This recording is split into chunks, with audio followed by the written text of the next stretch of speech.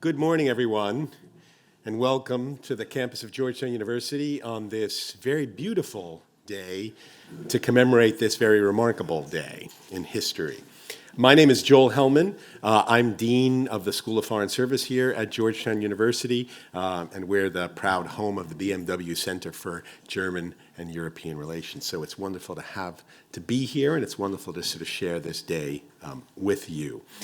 Now, for our many guests today, you may or may not know that the School of Foreign Service, which is the oldest school of international affairs in the United States, is this year, in fact this very month, in about a week's time, celebrating our 100th anniversary.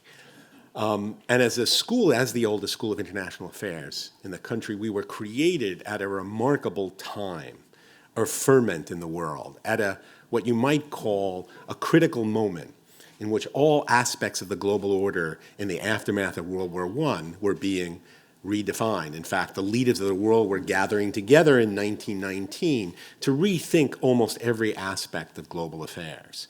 And it was in that spirit, in that time, in that ferment of bold ideas, new thinking, rethinking of how the world ought to be reordered, that this school was created. And so this is in our DNA, it's in our lifeblood to be thinking about these times of tremendous ferment in the world and how that reshapes the possibilities, the constraints, and the opportunities around the world. So it's in that spirit that we are always excited to recognize the critical moments that create the opportunities to reshape the world order. And of course, one of the most important, certainly the most important in my lifetime, and perhaps in many of your lifetimes, has been, of course, the fall of the Berlin Wall.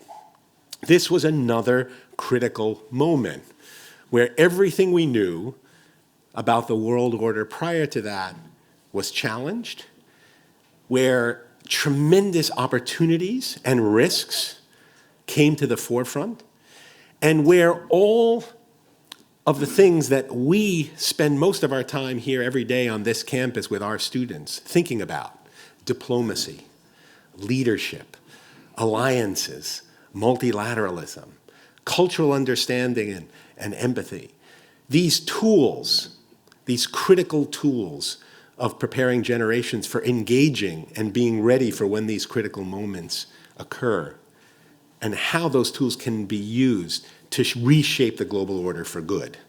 And there's no better example of that than the fall of the Berlin Wall and the response to it.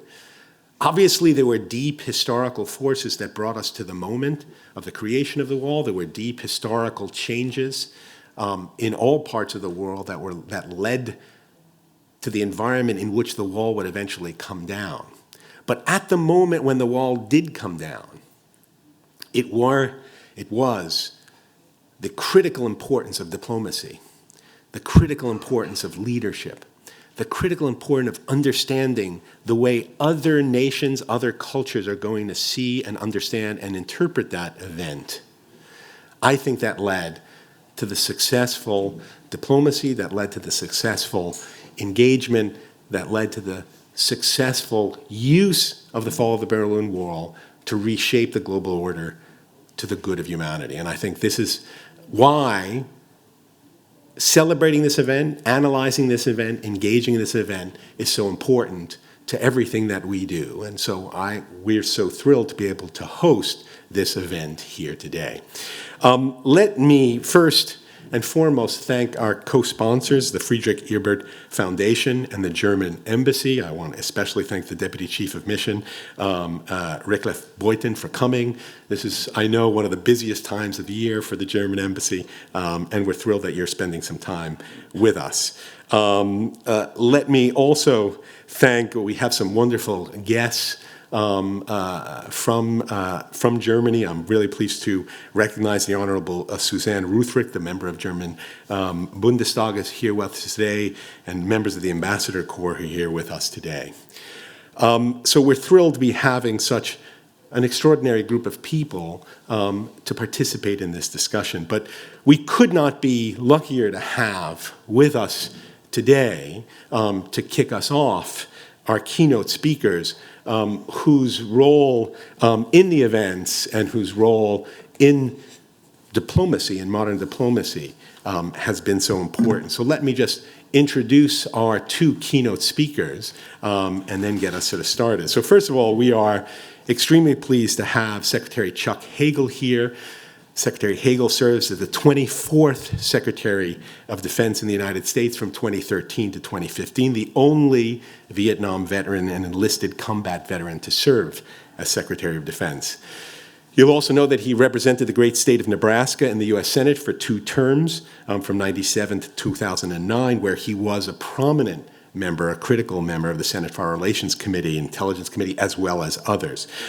We are proud to say that he has been and is a distinguished professor at Georgetown University, so we're pleased to have our engagement with him. But he serves on numerous boards and leadership positions, in particular those that focus on honoring our veterans. Indeed, as President and CEO of the USO, of Chairman of the United States American Vietnam War Commemoration Advisory Committee, and many others. So we're pleased to have him here.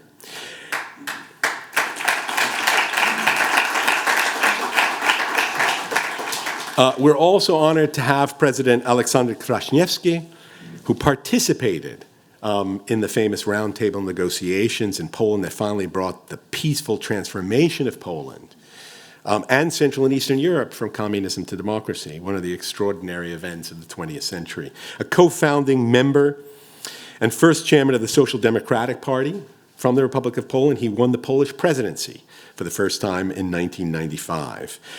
He was a great advocate of Poland's membership in both NATO and the European Union, and it is under his leadership that Poland finally joined NATO in 1999, and he has been a lifelong supporter of European Union integration and the founder of Foundation Amicus Europa to support European integration and the promotion of dialogue and reconciliation.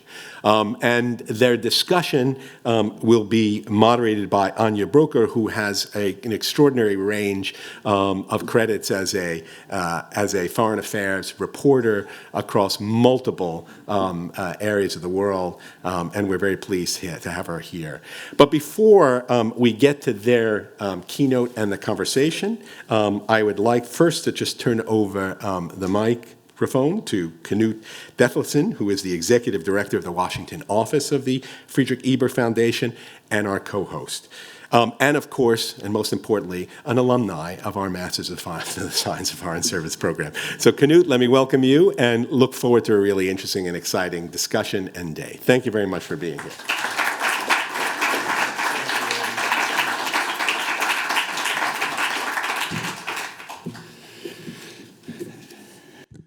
Thank you very much, Dean Hellman, and I guess Georgetown somehow unites us all, apart from also today commemorating this very important historical and also personal event. So I would like to thank you very much, indeed, the School of Foreign Service, and in particular the BMW Center for German and European Studies. And thank you also to the German Embassy to being so supportive to make this event possible. Ladies and gentlemen, dear President Kwaśniewski, dear Secretary Hagel, dear friends, I would very much like to welcome you on behalf of the Friedrich-Ebert Foundation here to our special event on a very special day, and I'm very glad that we congregate today to remember the fall of the Berlin Wall and also in particular to commemorate the Velvet Revolutions of 1989, because it's those revolutions that created the historical environment that allowed for the fall of the Berlin Wall. And for me, and I think for many people of my generation, that reveals 2 basic truths. One is that freedom, I mean, it's pretty obvious, freedom cannot be suppressed forever. And when people no longer fear those that suppress them, they will rise and demand freedom. And this is exactly what happened in 1989. And there's a second truth, is that authoritarian governments and tyrants, no matter how powerful they seem, cannot rule through weapons and violence forever. The dialectics of history and also the power of freedom will sweep them away eventually. But of course, the historical environment has to be right. And in 1989, that was the case. And I think it is for my generation, at least, the most formative political and personal moment, because we were 20 years old and we witnessed a nonviolent revolution is not only possible, we could participate in it, see it with our own eyes, and see that you can actually change the course of history, at the time, at least we believe, for the better. So in a way, everything is possible, and realities that you deem to be true can be changed by yourself. And I would like to share a few more thoughts about it, and in the hope that these will be themes that we will discuss today. And of course, there are many people in the decades before the wall, or during the time when the wall existed, it was built in 1961, but also in the time between 1945 and 1989 that paved the way for freedom. And I would like to mention now two that are particularly important for me. One is, of course, President Kennedy, who stood by Berlin and became a symbol of American commitment to protect the freedom of West Berlin, but also of West Germany. And we are forever grateful for this solidarity of our American partners. If you come to Berlin, you will see that, you will feel that, and you can hear it. And everywhere, we have the Kennedy Museum, we have the John F. Kennedy School, and it is very present. And the other person is, of course, you will not be surprised, very close to every Social Democrat's heart and to the work of the Friedrich-Ebert Foundation, and that is, of course, Willy Brandt, who fought his entire political life to overcome the division of Europe and Germany, by making life in Germany more bearable and by looking for the cracks in the Iron Curtain and to seek, under difficult political situation, a rapprochement by changing the European political environment step by step. So what happened leading up to the Berlin Wall is, of course, not mainly done in Berlin, in West Berlin, in Bonn, in Moscow, or in Washington. I mean, the story is most about the people of Eastern Central Europe. It is the story of the people of Poland, Czechoslovakia, and Hungary, East Germany, and the Baltic states, because they rose up and changed the situation. And I think it is very important to emphasize this, that actually the 9th of November is not only a German event, it's a European event, and this is what we tried to create also with the event that we have today, that this is not only about Germany, and it is not only about leaders, and it's not only about geopolitics, it's about the people of the region who actually changed history, who took history and politics in their own hands and made a difference. And I hope we remember that when we discuss this today. For me personally, it means a lot that through this unification of Europe, also a different Polish-German relationship was possible. Partnership was possible, even friendship was possible, and Poland was able to take its place in the center of Europe and exist as a neighbor and friend with a unified Germany. That was something unimaginable for a long time, and that was possible through, of course, the politics of détente before the wall came down, but it was made reality after 1989. And I think it is this experience which is very formative, and it did not come as a miracle. It was a result of civic conviction, courage, optimism, and also a fight for democracy and justice. But you could also, of course, see during that time of transformation, if you were in Poland, if you were in Central Eastern Europe, the difficulties of daily life for those that were struggling through a radical economic and political transformation, and that how disappointing somehow the immediate results of 1989 might have seemed. 1989 was not a perfect revolution. There is no such thing. And some of these disappointments might be called missed opportunities. Freedom had triumphed, but many of us had imagined that this triumph would result in a much deeper societal and political change. We thought, at least I did, and I think many others did too, that we would beget a more egalitarian and a more just society.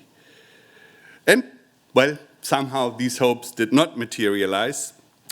Unchecked capitalism indirectly also triumphed. The first changes you often see was that McDonald's opened up. And for many, the transformation meant not only disappointment, but also great hardship. And this is probably one of the reasons why 30 years after the splendid events of 1989, we seem to be experiencing some setbacks. And I hope that we will be able to discuss this in the course of the day, where we'll not look at the history, but also at the present and what this all means for us today. So I hope let's examine the depth of 1989 beyond the Berlin Wall and beyond a historical commemoration. Let's consider also our current political moment. November 9th can be a symbol for freedom, but the real struggle for justice and freedom never ends, because our democracies are not given, but must be earned and renewed on a daily basis. And I think, at least in Germany, we are reminded about that very much in these times that we are going through. So my question, in a way, would be, what does the Zeitenwende, as I'd never know how to translate it, the historical turning point of 1989, mean for our current political moment? A much less obvious historical turning point, but I think we are at a turning point. But of course, we know it's the best of times, the worst of times, but we don't know what these times actually mean. And I hope we can explore that today, and I wish you all a very interesting day with hopefully many discussions and good questions and some answers. And now it is my pleasure to welcome also Aleksander Kwaśniewski, a dear friend of the Friedrich-Ebert Foundation, and Chuck Hagel. And in that order, you have the chance now to enlighten us with your thoughts and experiences. If you keep it to 15 minutes, then we have a chance to discuss that afterwards with Anja Bröker. Thank you very much for being here with us.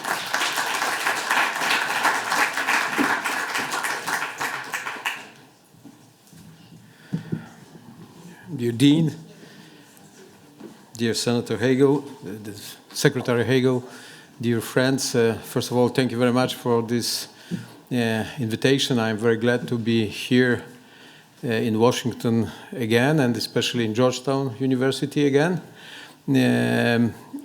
Thank you, Klaus, for this idea to invite the politician from Poland on this celebration. It's very symbolical, I think, and shows that this date, what we celebrate today, is not only important for Germany, but it's really important for our region, for Europe, and for the world. Of course, 15 minutes, maybe that is not enough time for such full enlightenment of everything, but I will try to say some words about the past and about the future, about these hopes which we have still after this great change of '89. So I start first with the history. I think the year 1989 was one of the most important in the history of mankind, and for sure it was one of the most important years in the history of our region, because on the very peaceful way we achieved unbelievable and unexpected results. I was a witness of all these events, because in the year 89, first, I was one of the co-leaders of roundtable talks in Poland. That is February to beginning of April this year. It was a dialogue between communist government and the opposition, especially represented by Solidarity movement. Solidarność those time was illegal after martial law, which was invented by John Jaruzelski in Poland in December 81. And these negotiations showed for us very difficult negotiations, very lengthy negotiations, 2 months. But they showed that it's possible to change political system and economic system on the way of compromise and the peaceful way, without blood, without victims. What, especially in Polish case, is very unique, because Poland for very many centuries was a good specialist of uprising, mainly unsuccessful uprisings against our big neighbors. I repeat, you know, our neighbors. From one side is our beloved Germany, and from our other side, Russia. But this time, Poland decided to have such peaceful transformation, and it happened. I remember the beginning of talks when the lack of trust was absolutely paralyzing us, and at the end of these 2 months talks, we understood from both sides that we have to work together for our common interest, for the interest of Poland, and to decide for such changes. And frankly speaking, we didn't expect that these changes will be so deep and so immediate. And frankly speaking, nobody at the end of roundtable talks in Poland, February or April, didn't expect that end of the year we will have a fall of the Berlin Wall. It was absolutely unexpected situation, but it was also the consequence of this decision. So I think the idea of negotiations, the idea of compromise, the idea of peaceful transformation was a great achievement of this year, 89. Then in June this year we had first almost democratic election to the Polish parliament, and first time in the history of Soviet bloc we had a government led by non-communist Prime Minister Tadeusz Mazowiecki. It was also not only political change, but for the people in the Soviet bloc it was psychological change. That is possible to have on the toppest position in the country, in the state, the man who is not a member of Communist Party or the member of Politburo. And I was part of this government, of Tadeusz Mazowiecki, and in this role, as a member of the government, as a witness, I was a part of these days when all the things which we celebrate today happened. Because maybe you don't remember, but these days it was the first visit of Chancellor Kohl and official German delegation to Poland. Federal Republic of Germany delegation to Poland with new government, the government Mazowiecki. It was very high-ranked delegation with Kohl Chancellor and Minister of Foreign Affairs Hans-Dietrich Genscher and others. And we had such plenary meeting, and I remember this meeting very well because the atmosphere from the very beginning was very nervous. And this nervous atmosphere, I was there, I was around this table, and the nervous atmosphere was not because something was wrong in our bilateral relations, but still some who came to Genscher and gave him small pieces of paper. Please, for young generation, you have to know that in those times we didn't have mobile phones, we didn't have, TV, 24 hours information channels. We had much more limited with these sources of information. But some who informed Genscher, Genscher immediately informed Kohl about something. We didn't know what kind of information they are. And Kohl was less and less interested about all this discussion, all this plenary session. And suddenly, in 1 second, Kohl said, Mr. Mazowiecki, Mr. Prime Minister, I'm very sorry, but we have to make a break in our official visit because I have to go back to Berlin immediately. What's happened? He said, no, something is very important, some demonstration, something, I have to go to Berlin immediately. Of course, because we watched that something is going on the German side, that's our sources of information started to inform us what is going. Our agents informed us, German agents informed Kohl, but we knew that something is happening in Berlin.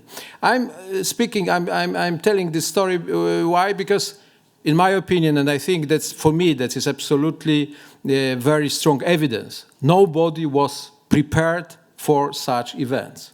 It was surprising almost everybody, I think in Washington, D.C. as well. Everything would happen, and this famous sentence of Ginter Schabowski, who said when this liberal system of approach to the borders will be in power, he said, sofort, immediate. And of course, he accelerated this process very much. But finally, it happened. And of course, that is the consequence of this great year 89, and it changed the picture of the world dramatically in a very positive way. Of course, sometimes we discuss, and Klaus said one word about it. Knut said this one word about, I'm thinking still about all these politicians sitting around this table, but Knut, yes, sorry.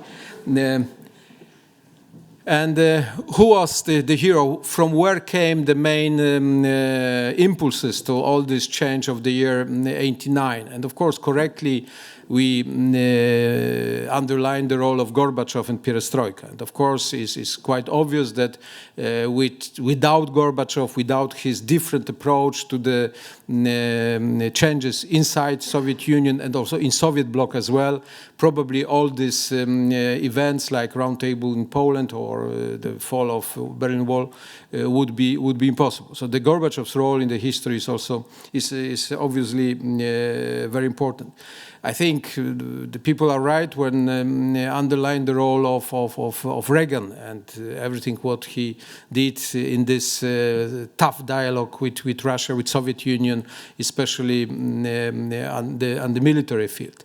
I think, and that is not only Polish sentiment, but I think that is correct from the historical perspective to underline the role of Pope John Paul II. Because he was elected in the year 78, and he gave such very strong impulse for the people in our countries, in our region, especially in Poland, to be more independent, to understand that something is possible to do or beside the structures of official structures of the state.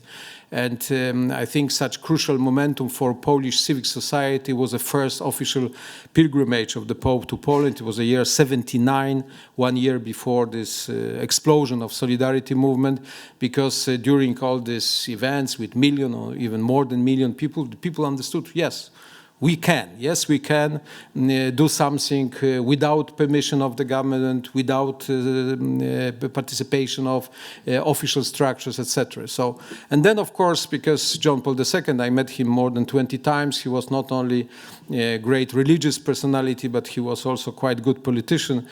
So I think his role, even in the shadow, was quite influential on these events of the year 89, like at least roundtable talks in Poland, but I think German reunification as well. And of course, we can name some other heroes of this time, but I think what I want to repeat after Knut, I think it's necessary to underline the role of the people, of the civic societies in our countries.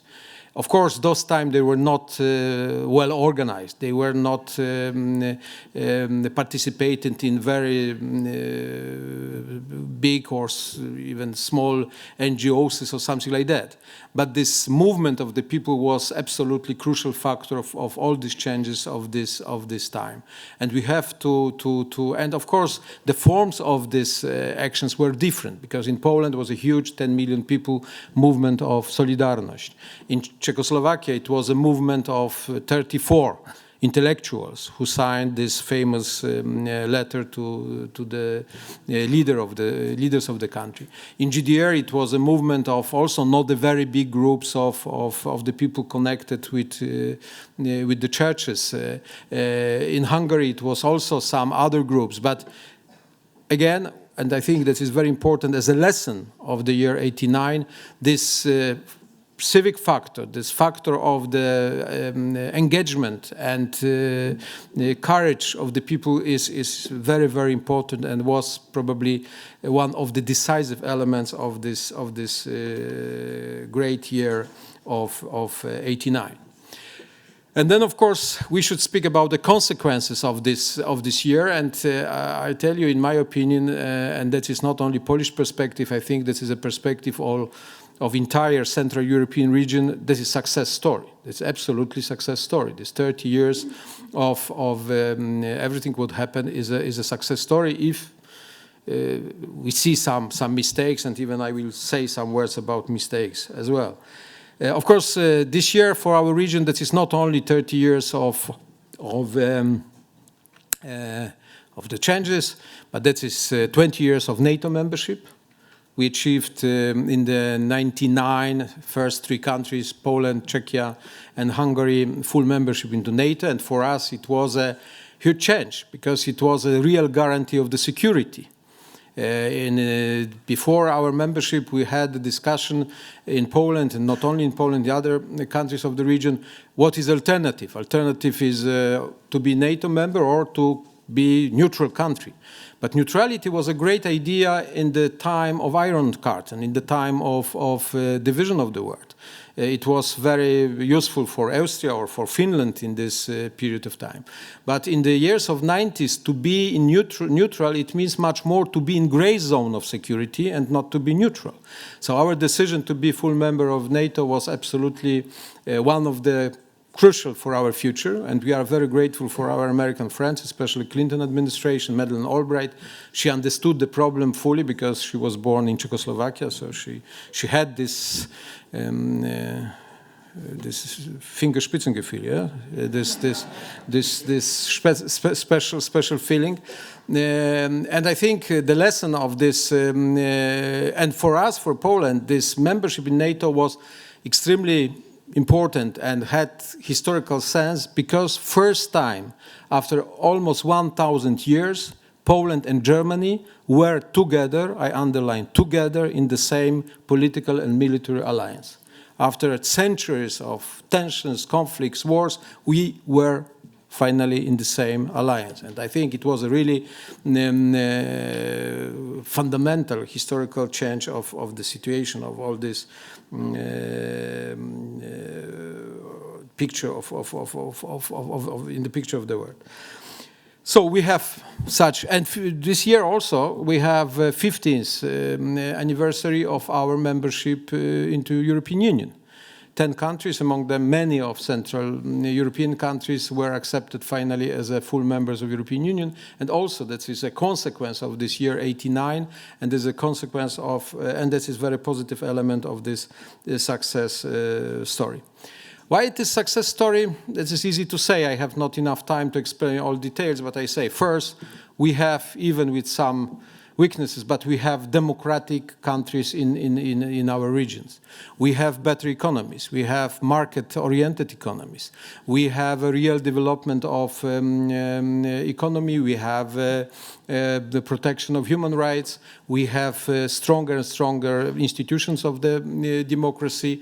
And for example, Poland I can show you this on Polish case because we started with Ukraine more or less from the same level in 30 years ago. The GDP per capita in Poland, Ukraine were more or less on the same level.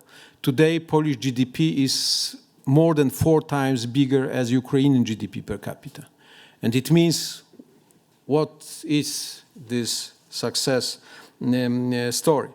This peaceful change of the political system, this change of the economic system, NATO membership, the new role of Central Europe in European policy as a members of European Union. Everything, I think, is really a great achievement, and we should be proud that we did it. It was not easy. It costs a lot. The price, especially for many groups in our countries, was quite high. They suffered a lot. But generally speaking, 30 years after, Central European countries are in much better shape, and they are part of this democratic world. Well, but the good question, 30 years after, and today when we see so many difficult processes in the world and in our region as well, it's a good question to ask, if it's so good, why is so bad? Why we have such problems? And because this conference is not only about the history, this conference is about the future, and we should speak about these hopes, because one of the elements which supported us very much during this period, 89 and after, was a real optimism. I think even if I recall my negotiations or talks with other leaders of European or countries or United States, this atmosphere of optimism was very present. We believed that everything is going good. We have fantastic chances. We can open new chapters. We can create new possibilities, and we did it. Today we have a time of pessimism because we see that we have more and more problems and less answers. But that is important to understand what's happened and why and how we can react on these problems. And quite briefly, allow me to say some words about the future. I will start with such a sentence. I remember very well campaign of Bill Clinton, and the main slogan of his campaign was "Economy stupid." Yeah, and it worked. He won the election. If I would advise to today's politicians what should be the slogan for their campaigns in all countries in the world, the short slogan should be 21st century stupid. Because this is the main element of change. We really have a new situation in the 21st century because of many reasons. That is not only because of the politics, that is due many, many reasons. And the first is, of course, this technological revolution which is going. And not a revolution is a problem because this is not the first revolution in the history of the world. But the pace of this revolution is unprecedented. And we have no time for reaction. We have no time for how to adopt correctly to these changes. And therefore, politicians, they have no good answers because everything is going too fast. And that is not only the question of everything what we know, what we change our life very much, internet, mobile phones. Look, the communication today between the politicians and the voters is totally different as it was during my time. It was 20 years ago, not prehistory, that is only 20 years ago. So this technological revolution is the first important factor, and this revolution is unstoppable, is irreversible, and our task as a politician is how we can manage all the things and how we can react these changes, because we cannot stop it. Everybody who thinks that it's possible to stop is absolutely wrong. The second element is globalization, which, of course, creates a new spaces of activities and creates a lot of fears, especially on the side of the more conservative groups of the societies. With globalization is very much interconnected the question of migration. And also, migration is nothing new in the history of the mankind. Migration is a part of our history from the very beginning. But today, this migration is a problem because the waves of migration are bigger, and the rumor, the noise which is connected with migration is also much stronger and echoing much more as earlier.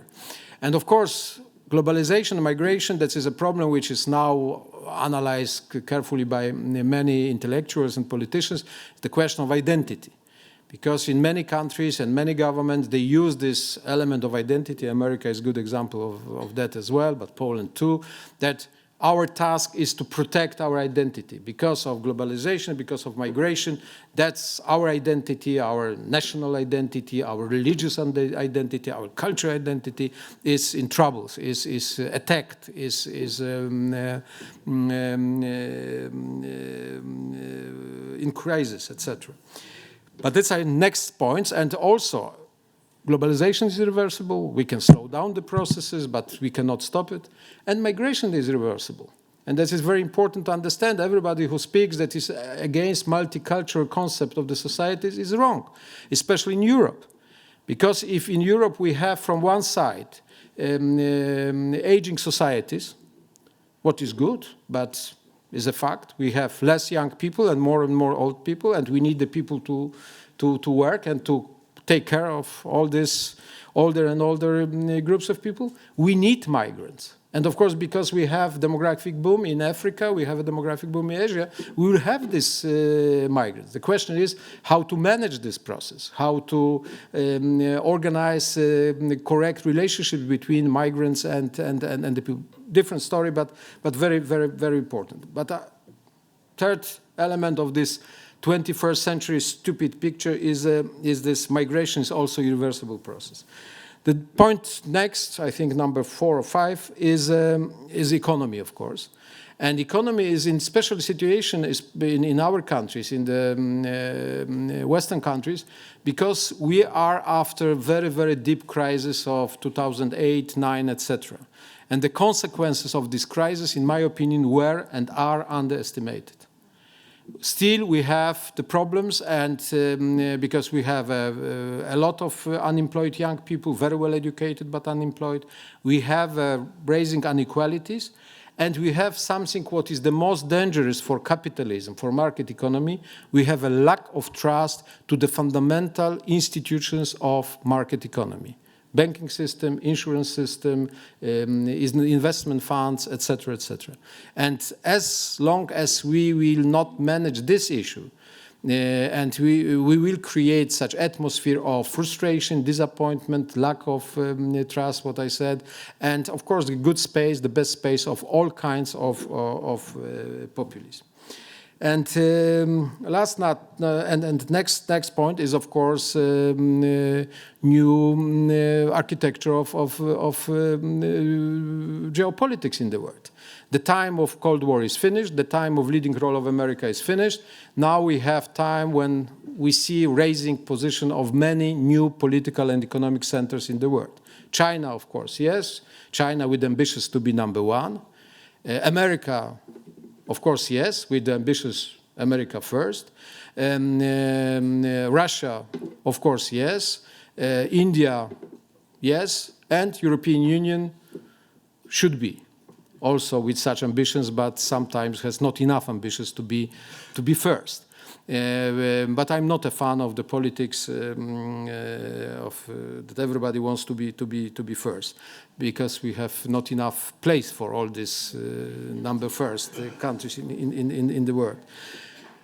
But what means this period when we have this newborn architecture or creating architecture of the world? It means that for next many years we will observe the real chaos, very chaotic situation in the world, with a lot of uncertainties, with a lot of tensions, and hopefully not a big conflict. Because having so many tensions in so many places is easy to lose some kind of control. And to have the situation, this critical mass will be bigger as all these instruments with what we have to control or to balance this, to find the equilibrium between all these big powers in the world. And last point in this analysis of the challenges and fears is, of course, the crisis of liberal democracy, what is necessary to say as well. I think that this crisis is connected with these factors which I mentioned before. But of course, the politicians democratic politicians in the world lost this effective communication with the voters.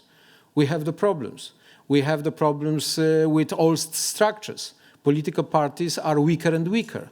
And today, to organize such political debate through political party in many countries, this is absolutely useless. That is ineffective. So, therefore, we have such experiments like Macron in France and En Marche, this movement. Then we have such various ideas in other countries. But that's the real problem, that our traditional democracy is in crisis, and we need some new ideas, we need some new methods, and especially we need good leaders for this movement to renew the position and place of liberal democracy in the world again. One element more, first time after all this, after Cold War, we have again ideological confrontation on the political level. Because today is not so how it was in 90 or 91, that the system of liberal democracy is something the best. Fukuyama said that is the end of history. And now you have to go only on this way, that is the best method, that is the best path, and you can do all the things. Yeah, I know this last point. But you know, when I'm Georgetown, that is strong temptation to speak longer. Sorry.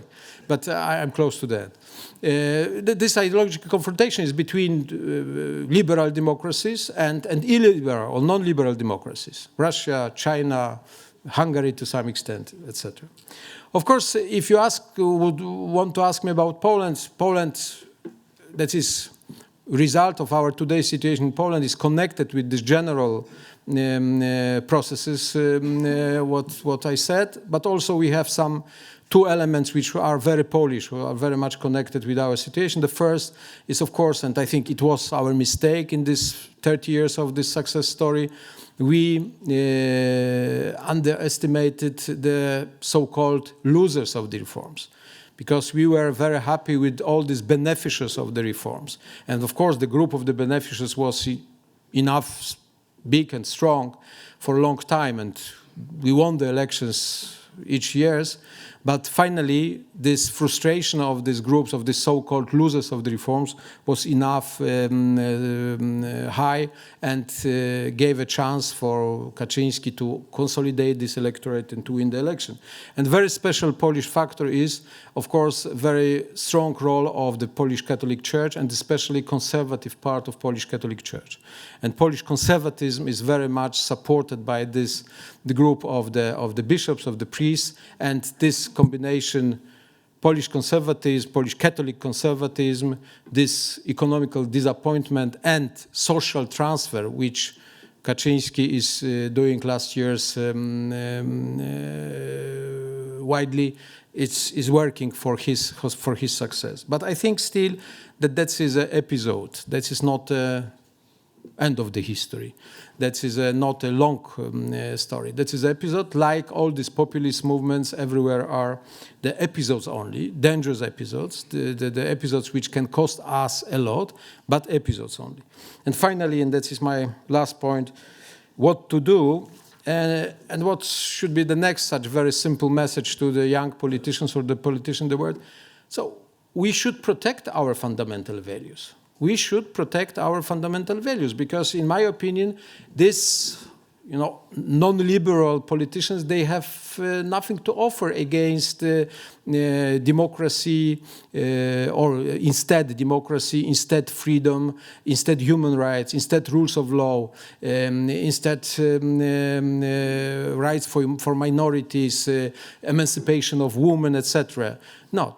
They have not too much to offer, but we, democratic politicians, we should modernize our methods, we should modernize our language, we should be much more united, because still we are in the majority, but this majority is very, very fragmented everywhere in the world.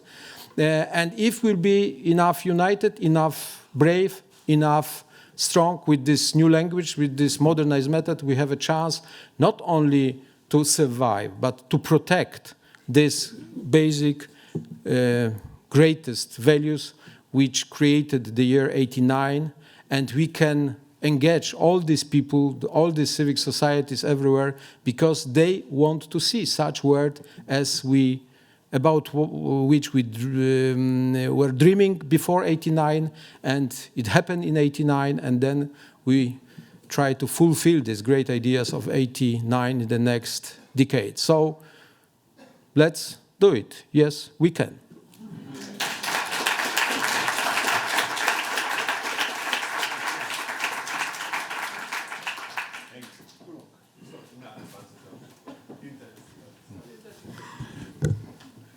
President Kwaśniewski, thank you. Thank you for your cogent analysis and review of the last 30 years, but in particular, your personal experiences 30 years ago and leading up to the event 30 years ago. And thank you for your leadership. Your leadership has been very critical to the outcome, not just what happened 30 years ago, but the years since and where we are in the world today, not just in Poland, but in Europe and the world. Dean Hellman, thank you for inviting me and allowing me to participate in this occasion in Georgetown. To our sponsoring organizations, thank you. We always appreciate your support, and to the German Embassy, thank you. To all the participants who will be involved in today's event, thank you for lending your time and your expertise. I don't see any former students here, Dean, of mine. If there are any, and if you have an issue with a grade I gave you long ago, I don't think I can do anything about it now, but I had an opportunity to teach here after I left the Senate for almost 4 years, which was one of my most memorable experiences, and I'll never forget those days because it brought me in touch with so many young people who believed in things and wanted to change the world for the better. Very much what you talked about, Mr. President. So always good to see you again. The President and I are old friends, and we've known each other for many, many years. Well, I wasn't where President Kwaśniewski was 30 years ago, but I was in Germany in November of 1989. As Dean Hellman noted, at one time I was president of the World USO. In those days, the United States had 250,000 troops in Germany. And it happens, in November of 1989, I was in Frankfurt. I spent a lot of time in Bonn, where West Germany's government, as you all know, was located. But we had USOs all over Germany, and Baumholder and Stuttgart and Frankfurt. So I got to know Germany pretty well, and the people and the politicians, and in particular Helmut Kohl, who was a big, big supporter of the USO.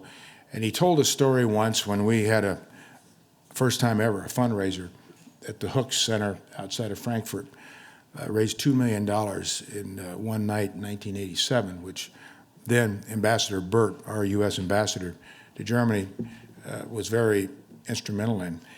And we had Henry Kissinger as our guest speaker, but I think all the main politicians of Germany are there. And Helmut Kohl told a story about at the end of World War II, when he and his younger brother, and I think he said he was 7 years old at the time, were holding hands in the street of the village that they lived in as American troops came down the street. And all the children in the German families were very concerned, very afraid. Who were these American invaders and what would they do to us? And Kohl told a story how he and his brother stood there, watched the troops march by, and an American GI stopped, and he bent down on a knee, and he said hello to Kohl and his brother. Kohl said that they were both terrified and petrified. The American GI pulled out an orange out of his backpack and showed it to Kohl and his brother. Kohl said they didn't know what an orange was. They'd never seen an orange. And this GI started to peel the orange and offer the fruit to the Kohl brothers, and they wouldn't take it. The GI ate part of the orange and then gave it to Kohl and his brother. They ate the orange.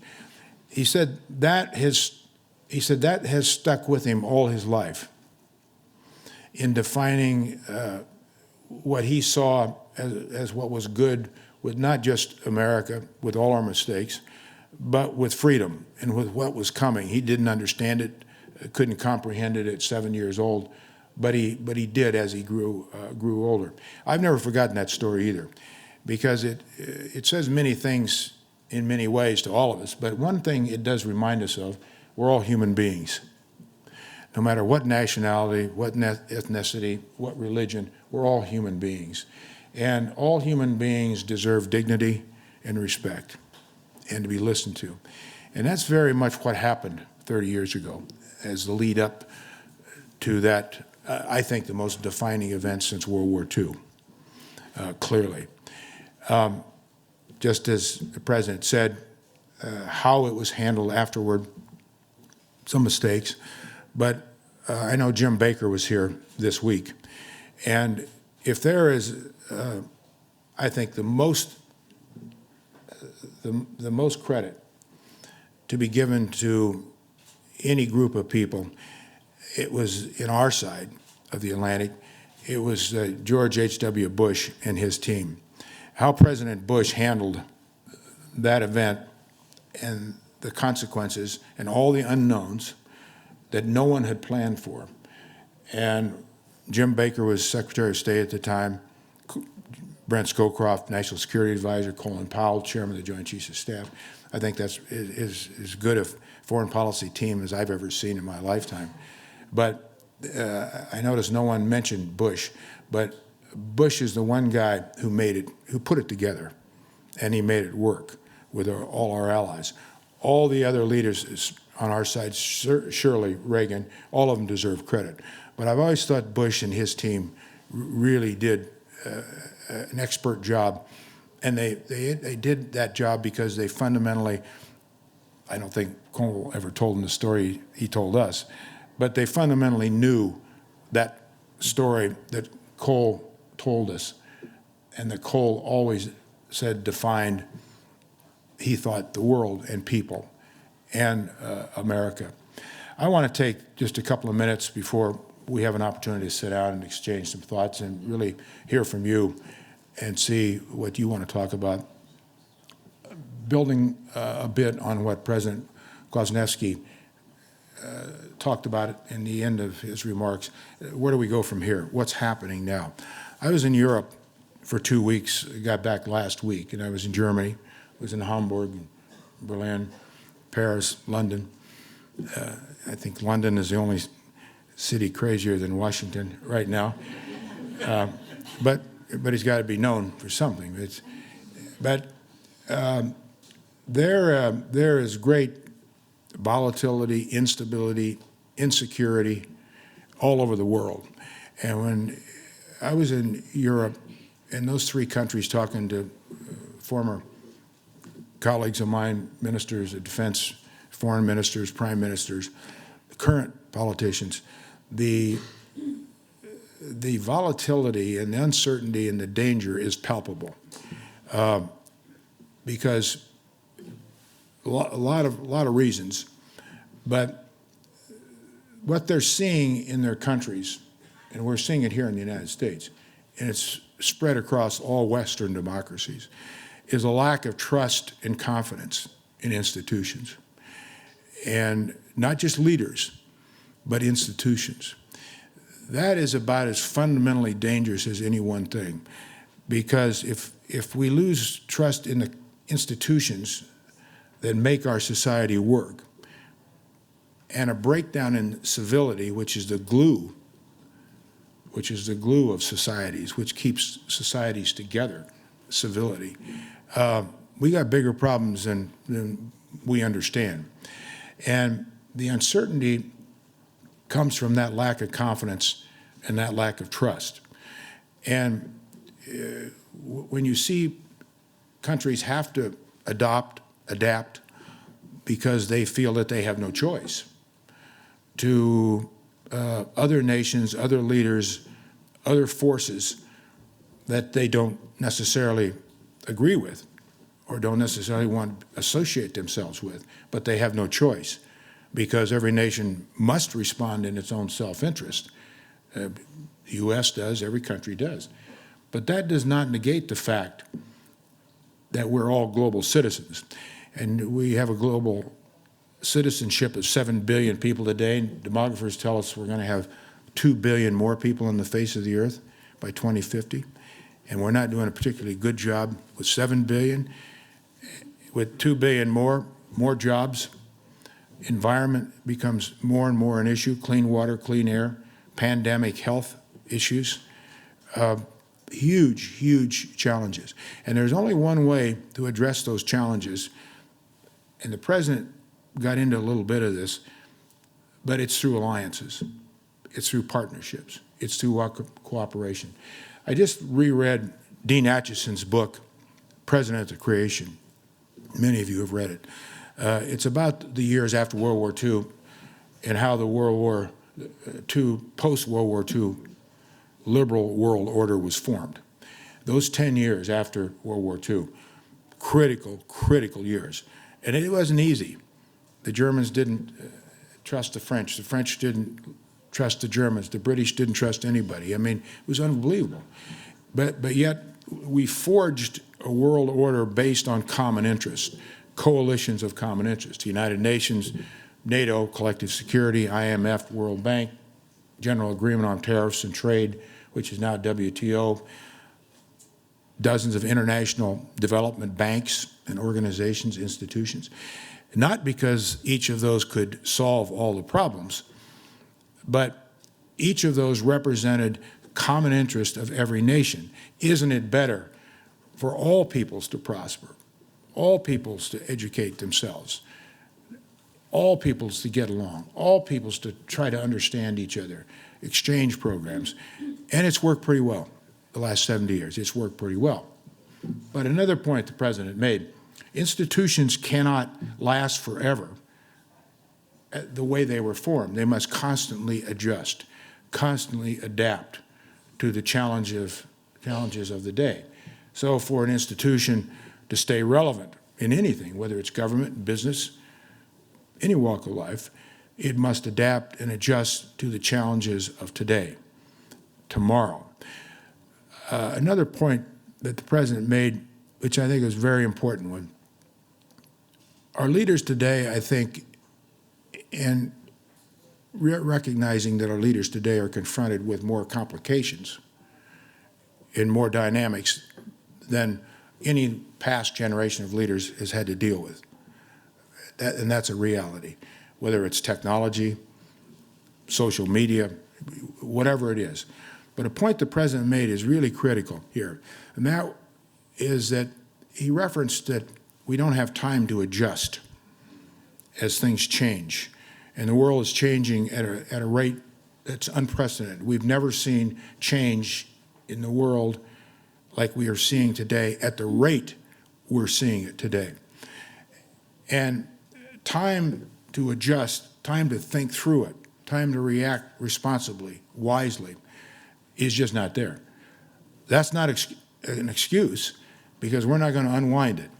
We're not going backward. We're going forward. And I think that we've got all of our leaders, and I think we can learn from what happened 30 years ago and what led to 30 years ago, that event in November of 1989 in Berlin. We've got to think anew, as Abraham Lincoln said in 1862. We have to think anew because our challenges are anew. And that is, we've got to get out of dealing in a world of 20 or 30 years ago, 10 years ago, and start dealing in a world of 25 years down the road. Or we will lose much of what we've gained, not only what happened 30 years ago, but what happened as a result of World War II and the world order that was built after World War II. One last point.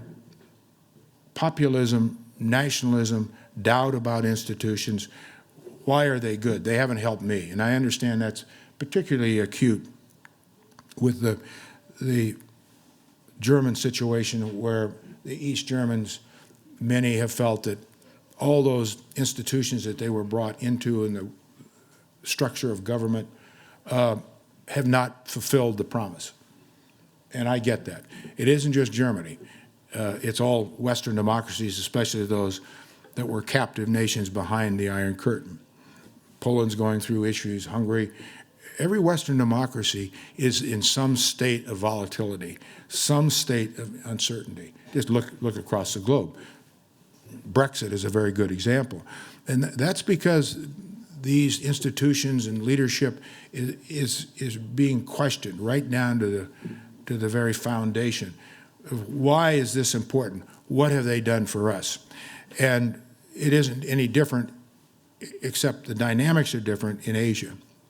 And you're seeing Asia-Pacific nations try to break into a more democratic form of government, but the forces of there are forces that are pulling them back down. And when these things happen in the world that we have today, and we have built since World War II, vacuums of leadership occur. And like nature, those political vacuums abhor the vacuum. And something will fill the vacuum. In many cases, it's not good what fills the vacuum. So I think this is a very dangerous time in the world, as hopeful as I think it is too. And I think that if there was ever a time, especially on our side of the Atlantic, when the world needs to see a stable, wise, careful America leading in a wise, stable, confident way, we're not seeing that now. But we're not seeing it anywhere. And that's the concern that we all have. I'll end with this. I've always been an optimist. I used to tell my friends in the Senate when they would say to me during the Intelligence Committee briefings when it was just nothing but bad news, why are you so optimistic? And I said, well, hell, it's just easier than getting up in the morning than going through a Greek tragedy all day. I mean, it's just easier. But I don't base my optimism on folly or Pollyannish ideas. I'm very much a realist. But our systems that we have today, resulting in what happened in Berlin 30 years ago, especially in the United States, we have means to self-correct. In fact, the United States has 27 amendments to its Constitution because we didn't get it all right the first time, and we're still working on things. Half the people, the American people in this room, citizens, couldn't vote 100 years ago. But we can self-correct, and we've done that pretty well. And Western democracies have that capacity too, to make it better, to self-correct without revolution, without war. And that is going to be our test, and I think our challenge over the next few years, whether we're wise enough globally, with our Western democracies leading that, to understand that capacity, that capability, and that responsibility to self-correct. Thank you for giving me a chance to give you some of my thoughts, and look forward to talking to the President again and your questions. Thank you.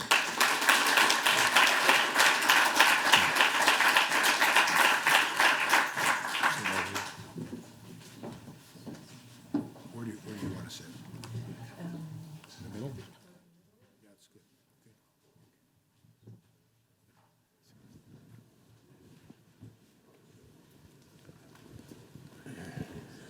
Thank you so much, Mr. Secretary, for your speech. Thank you, Mr. President. Dean Hellman, where is he? And Knut, thank you so much for having me here. I'm Anja Broker, and I'm speaking to you as a journalist, as an East German, as somebody who came first time to the US in '95 in the age of 22. And it's an honor and pleasure to sit here between these two guys. A couple years ago, 30 years ago, if I would have said this would happen, somebody would say, okay, the moon maybe is something like a cheese, not made of stone. So now it's real. Thank you. Because we don't have so much time left for our discussion, I skip the questions I prepared, and I'm grateful that you already shared some anecdotes with us where you both have been in November 1989. You were sitting down with Germans they were handed with papers, and you were sitting in Germany with the USO, the non-profit, taking care of US soldiers and their families. When you two look at the today's picture, there is something that is in our mind almost every day. It's the right-wing populism. You said these populists are an episode. Hopefully. Hopefully. Why is that so, and where do you see ways to fight back, to get back on track, and not just being in a shock mode? Maybe you want to go first? Okay. Well, I think if you go back even further in history and examine democracies, although that's a fairly new form of government historically, history is full of defining events, defining times that are up and down in how people view their government, how they view their leaders. So lack of confidence and trust in leaders and institutions is not new to the world. But because of what the president talked about and what I talked about, the rate of change and the dynamics of the world today is such that it's more dangerous in the sense that it's more immediate, and it doesn't give us the time to try to address the problems, to fix the problems, as to your question. How do we get out of this? Well, I think one thing is that we've got to keep a stable political discourse base as much as we can in all countries, where we're not making policy in the streets. Now, I understand street movements and protests are very big part of democracy, and I'm not saying cut those out, but mob mentality is very, very dangerous to make. You can't govern with mob mentality. That's up to the leaders. The leaders have got to short circuit that. Leaders on whatever fringe or whatever political philosophy you have, liberal, conservative, whatever. That's one thing. I think to try to stabilize this too is that people have got to step back for a minute and offer real resolutions that can affect change. And because our democracies, because we have the system we have, we can do that. I talked about self-correction. We can do that. But the leaders, if they, on both sides, or 3 or 4 or 5 sides, if they let this dialogue get out of control, then there's no hope that you can accommodate a resolution and make things better. Because then it becomes a matter of just tear it all down. Let's just tear it all down. Well, in our Western democracies today and democracies around the world, I would not advocate just tearing it all down. You would adjust it, you adapt it, you make it better, stronger, smarter, wiser, more responsive to all the people. Because if you tear these institutions down, and on a global sense, if you start taking apart alliances, global alliances that we have built after World War II, the world will be in a lot of trouble. You don't want a world where it's every nation for itself. I don't have to remind the people from Europe that what happened on their continent the first 50 years of the 20th century. And I think alliances has prevented very much a World War III and no nuclear exchange. So that's not a specific set of agenda items on how to fix it, but it's complicated, and I think you have to come at it first with leadership. For me, a question mark still keeps in my head when you speak about the mob wanting to change things. My perspective is also on grassroots activists, and I can also see that there is a need to bring them into politics. But back to you, Mr. President, what would you say? What is the right response to right-wing populism? You call it an episode, and you were quite optimistic that we can leave it behind. Yes, because I think that this is well, frankly speaking, everything in the history is an episode only. You know, if you see the thousands years right. of the history, the question is how long this episode will be and how costly. But going back to this populism, when we speak about the sources of populism, I think I mentioned this element of change, and I think that is typical. If the changes are so complicated, it's very difficult to explain it. Then is a place for populism, because many people, they ask for simple comment or for simple explanation. And the simple explanation, for example, the question of migrants is a very complicated issue. And this what is the simplest answer? Let's stop this migration, and the problem is solved. Yes, in sense of populism, is solved. Of course, it's not solved, but that is something. So I think this today's world is so complicated that by definition creates a lot of possibilities for such simplification of everything. Social media, this is the next important element. Social media is the best instrument. Of course, social media were not invented as idea for populists. But of course, if you see the concept of social media, that is absolutely the best environment for populism, because information are short. The people, all information are creating emotions, not such rational approach, etc. So that's the next element. The next psychological one, which I see, especially in Europe. Please carefully listen to me, because I'm not in favor of some dramas, but in my opinion, we live in Europe quite a long time in very secure situation, very safe situation.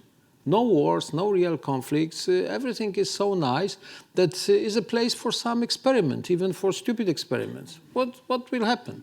You know, in Poland, for example, when we had discussion before European election, you know, some people started to say such stupid things about European Union. And that's the question was, why you are speaking such stupid things? Well, but nobody will exclude us from the European Union. What is the problem? Now we can say what we want to say. Cameron did such mistake in UK because he thought that the referendum will be absolutely manageable story. So I think this such feeling of this safeness, that everything is okay, nothing wrong can happen, is also one of the psychological very, very important elements of the situation. And next point, which is in my opinion also important, and we don't speak about it too much. Look what's happened in many European countries with political elites. We have all these elites quite long time. And that is also the problem, you know, how to change this elites. If we have Senate, I will not speak about United States, but Europe, okay. We have members of the parliament, 20 years, 30 years present in the parliament. We have the leaders, of course, I'm not in favor of such very often changes of the leaders like Social Democratic Party in Germany. That's much too much, in my opinion. But is some feeling of such let's say, very, very old elites, not well connected with the reality, with some lack of good communication, etc.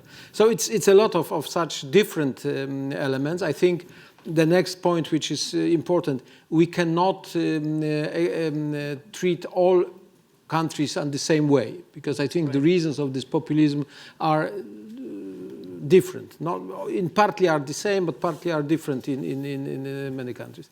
And then what we can do? I agree with Secretary Hagel. First, we created institutions after World War II. We created new institutions after '89, or these enlarged institutions, NATO, European Union. But of course, that is not forever. It's necessary to modernize these institutions. This is my good message to politicians is, of course, don't be populist, but listen populists. Because sometimes they understand these feelings of the people better, you know, and that sometimes it's better to react for some fears, etc. Is listening maybe also a way You made success back then in February, March, and April 1989. It was the idea, the experiment, as you said, of the round tables. Now you say we might have to listen more what the populists are saying. Is that a time for new round tables? Well, it would be probably, it will be the end of this process. If we speak about the episode, probably the end of this populistic episode will be some kind of, let's say, round table, because what we discussed before our conversation here, we check, we have unbelievable polarization of the societies everywhere. If you see America, if you see Britain after Brexit, Poland today, and if we have such polarization, that one day would be necessary to find some form of communication, because what is alternative for negotiations or for dialogue? War, yes, or some kind of conflict. So I think probably some kind of negotiations would be the quite wise final of this episode. But one difference, big difference, and I think that is also important. We found this compromise in '89 almost everywhere in Central Europe, and I tell you why. Because really it was very, very easy to define our common interest. It was easy to say, we want to be free, we want to have democracy, we want to be member of the European Union, we want to be member of NATO. Very clear ideas, very encouraging ideas, and it was easy. For example, it was not easy, but I did it. It was possible to organize, for example, in Poland, such multi-partisan approach and support for all these great ideas. Today, we have a lack of such great ideas, because the idea to destroy European Union is not so great as to create European Union, or to destroy democracy is not such great idea as to create democracy. So all these great ideas of populism are demolishing or destroying, what is not nice. But I think for democratic forces today, in Europe especially, would be very important to find such great ideas for next years. I think that is, and that cannot be only the ideas of protection of some values, protection of democracy, but I think that the ideas, how to make European Union important player in this global world, 21st century, how to adopt these new technological changes, how to find a good job for young generation, how to make education better and much more competitive. So I think today is a time to create such great ideas from this democratic camp, not only from the populists. And last shortly point, I fully agree with Chuck. I think the problem in many European countries today is that we have not enough good leadership. That's the problem. The political leaders today, they are leaders living from one election to the next election, and they are interested about public opinion polls, and they react on the public opinion polls. And I don't see the great visionaries. Sometimes, when I speak about the visions, they say, well, that's, if you want to have a vision, go to the psychiatrist or something like that. But that is wrong. That is wrong. I think today, especially in the social media time, without some visions, we cannot communicate to the people. One of the, or two of the big milestones when you were president of Poland was the EU and the NATO membership. You just took us back to history.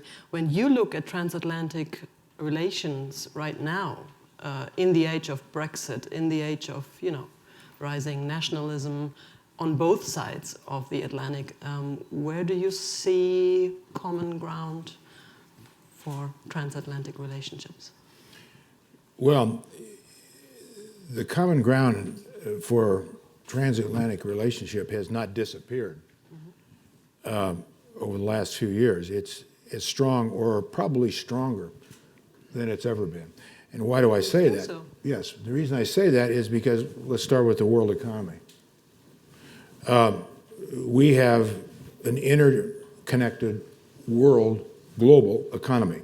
Everyone's economy is connected to the world economy, whether it's supply lines or whatever it is. More basic than that, let's look at all citizens, regardless of what country or what side of the Atlantic you're on,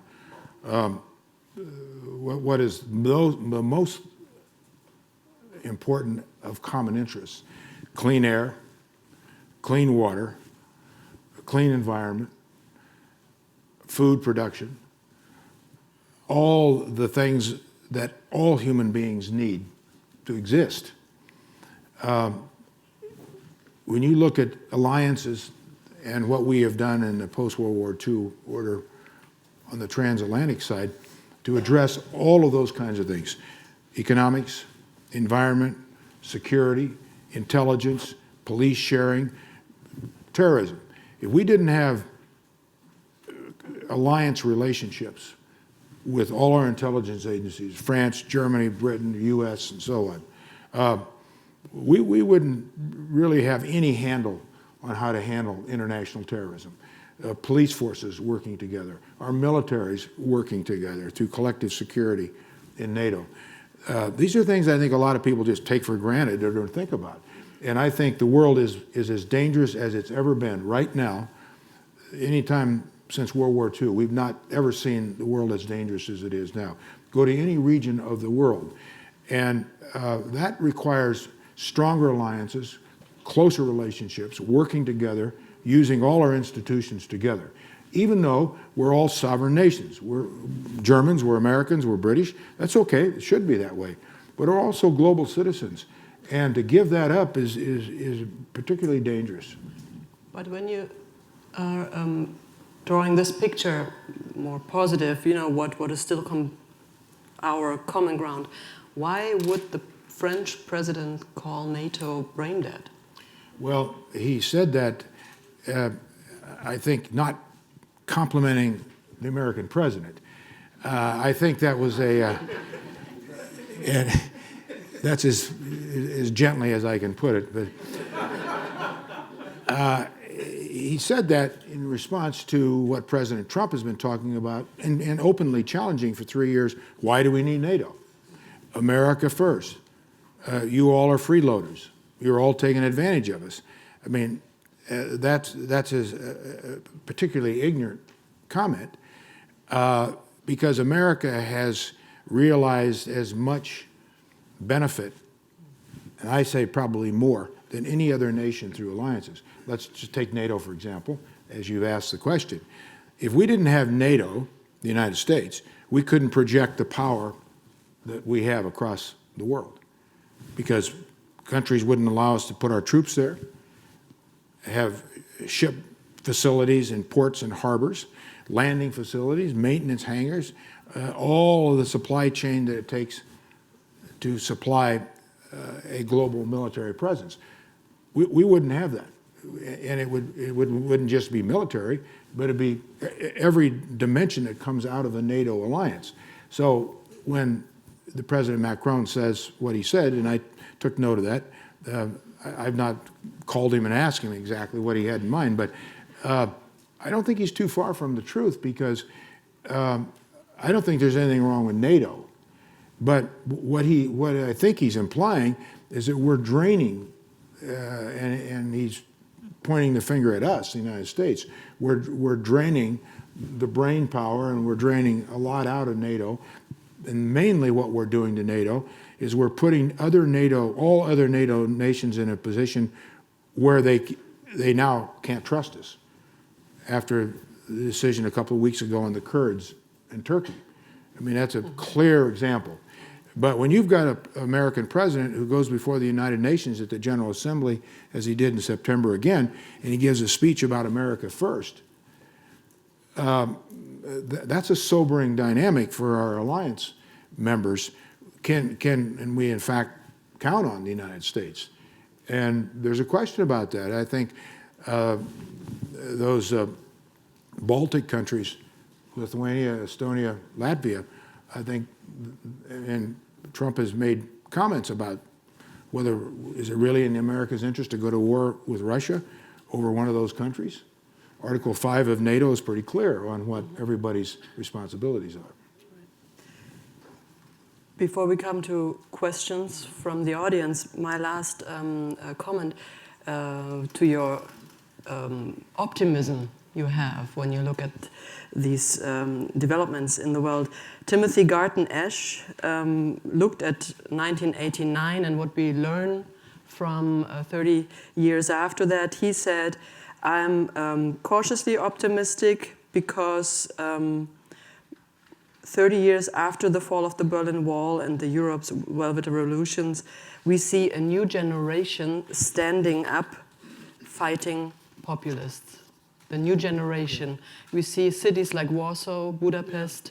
There is a new generation not accepting what is happening.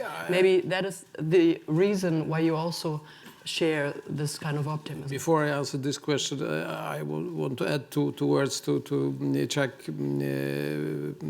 words.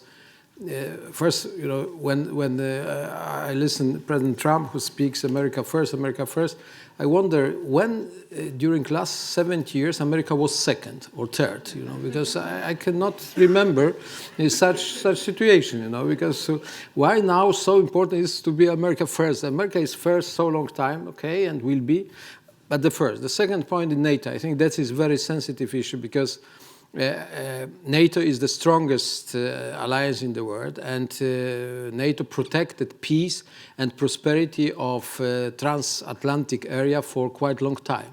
And everything what today, first President Trump started to say that is absolute organization, something like that, etc. And I think that is America cannot be destroyer of this organization because first of all that is in American interest, and second, that is extremely important and stable factor of the security and stability in not only in Europe but in all this transatlantic region.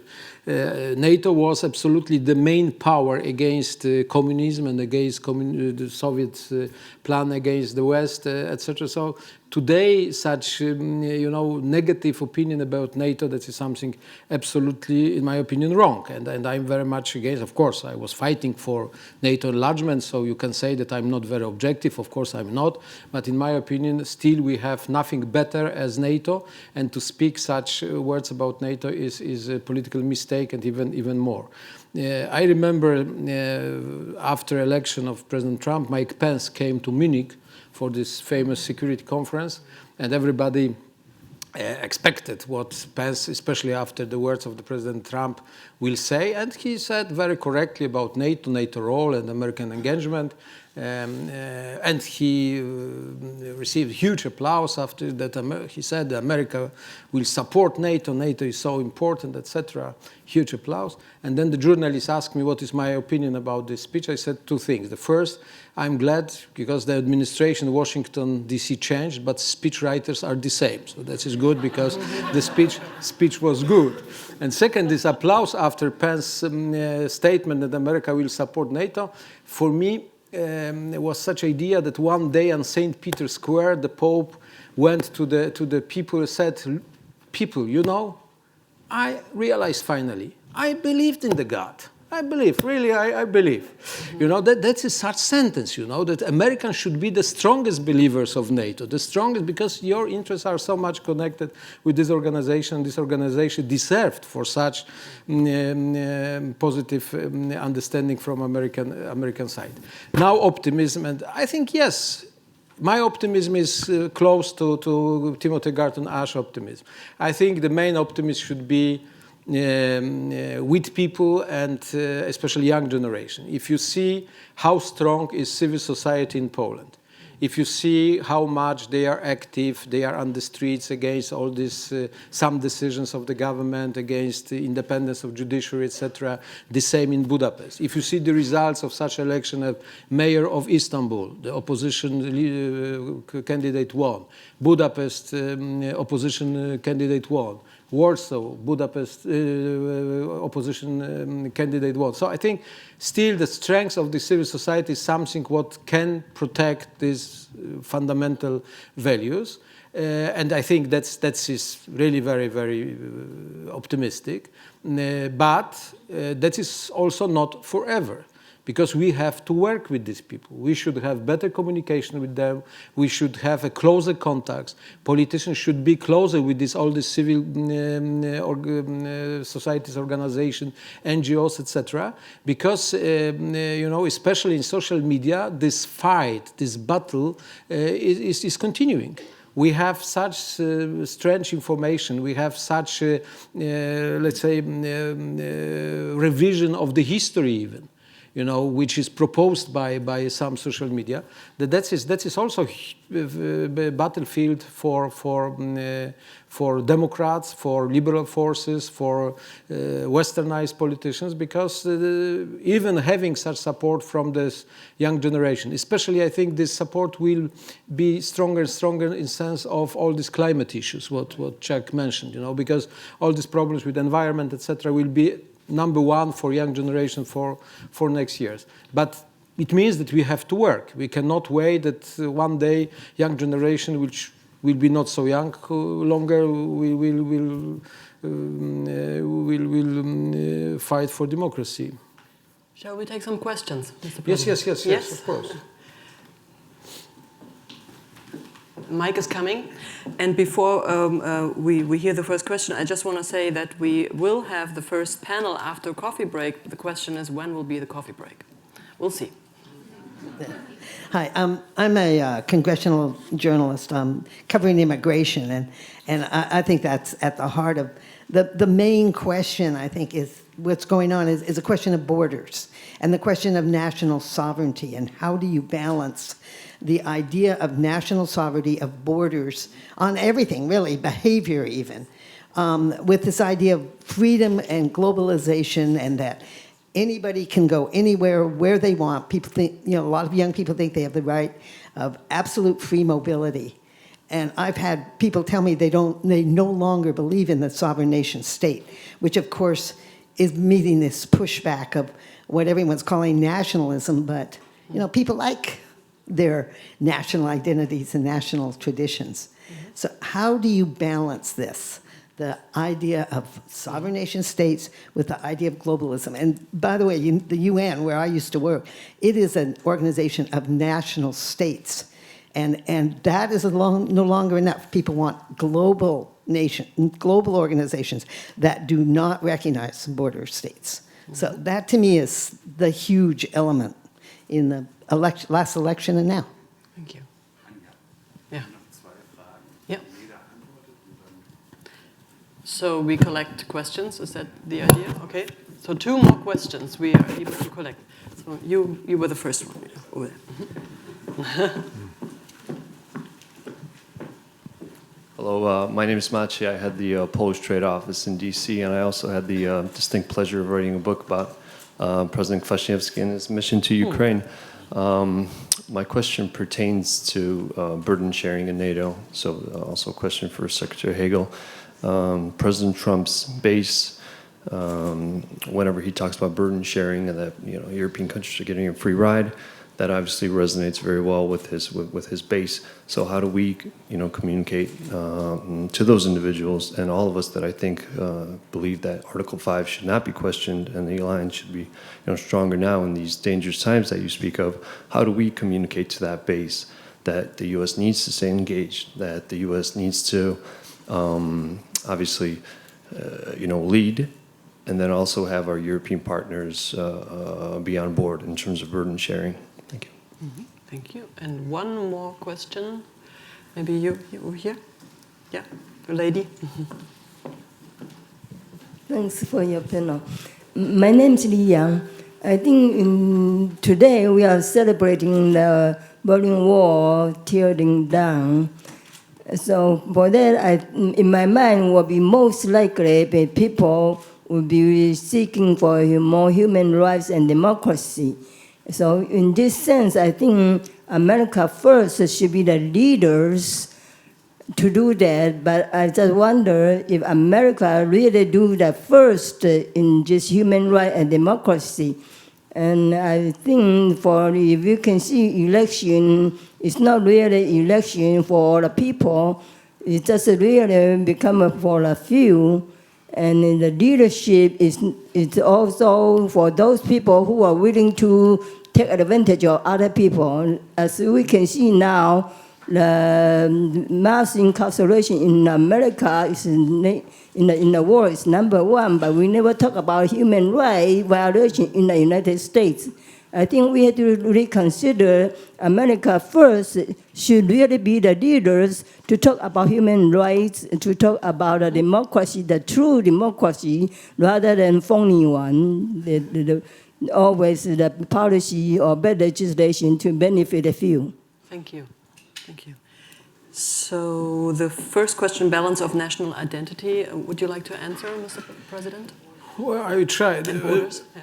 That is well, extremely complicated, but I think for today we have such, let's say, hybrid, because we have more and more global challenges, and still we have this national structures and national thinking, what is not bad. I understand it fully, but I think this understanding that we have more and more common goals and common responsibilities will increase. So I think, and faster as we can predict now.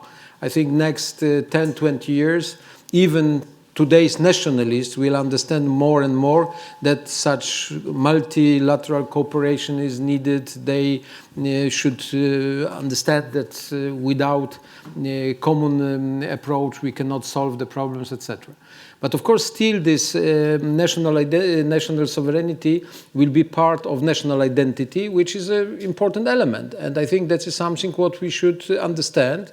And of course, when we have a problem with migration, it's necessary, you mentioned this word, to find the balance. To find the balance. How I understand the balance, simply speaking. I understand first. Of course, we should control the borders as much as we can eliminate all crime, all these negative phenomena, etc. No one country is obliged to accept everybody, even if the drug traffickers or others are coming to us. No, we should stop such people on our borders. So some kind of controls, and today the control can be very, very sophisticated. It's possible to control almost everybody everywhere, different story. But to control is first. Second, of course, we should keep the borders open for the migrants, because first of all, we need these migrants. Yes, we need this. In Poland today is working on the daily basis. We have 1.5 million Ukrainians working. And without these Ukrainians, Polish economy would be in a difficult situation. We need these people. 2 million Poles left Poland, and they are working, especially in United Kingdom, but in Western Europe as well. So we should keep borders open, and then we should find the balance, how to propose for these newcomers some possibilities, maybe not for assimilation, because the migrants doesn't like such word assimilation, but to be part of our society. And we should expect from the newcomers that they will respect our rules and our traditions, even if is because that is obvious for me. If you want to ask me where, in which country in Europe, I see the system of migration managed in the best way, it means not without mistakes, not without some tensions, but I think, and that is quite a long time, because it's the last 40 or 50 years, that is unfortunately not a member of the European Union, but this is Switzerland. Switzerland.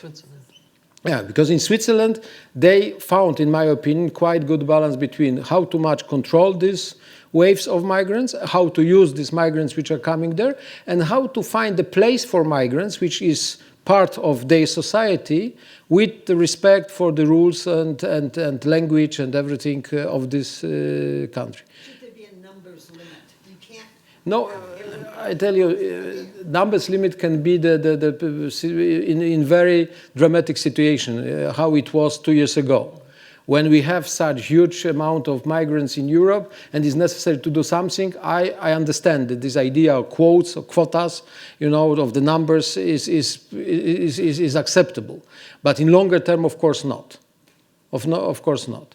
And then it's necessary to understand as well that some countries will be much more preferable by migrants and some countries less, like Poland, for example, because we are a very homogeneous society, very Catholic society, for foreigners it's not easy to come and to be assimilated. But for Ukrainians it's not a problem at all. I would like to move on to the second question, the burden sharing in NATO, and the question goes to you. Should the US lead more? That question has been raised by President Bush, President Obama, President Trump, all my predecessors as Secretary of State, my Secretary of Defense, my successors at Secretary of Defense, wanting to get all 29 members of NATO up into what the bylaws require, 2% of the gross domestic product of a nation contributing to NATO. There are about 5 countries now, Poland's one of them, that meets that standard, and the United States is the highest. But, and I think it's something that you work with every organization constantly on. Some countries are not in very good shape economically, and we want to work with them to get to that 2%. But here's the second part that I often said was important that unfortunately is not taken into consideration. And this is where I take the side of our 28 U.S., other 28 NATO allies.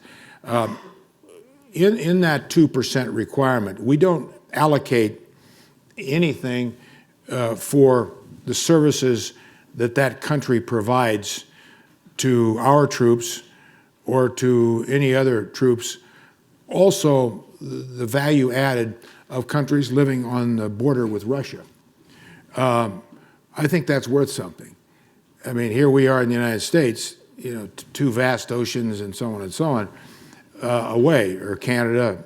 But I think we should redirect the allocation percentages on what each country should provide as part of their membership responsibilities. And I think value added should be given to those nations who bring value added, not including the cash that goes in there.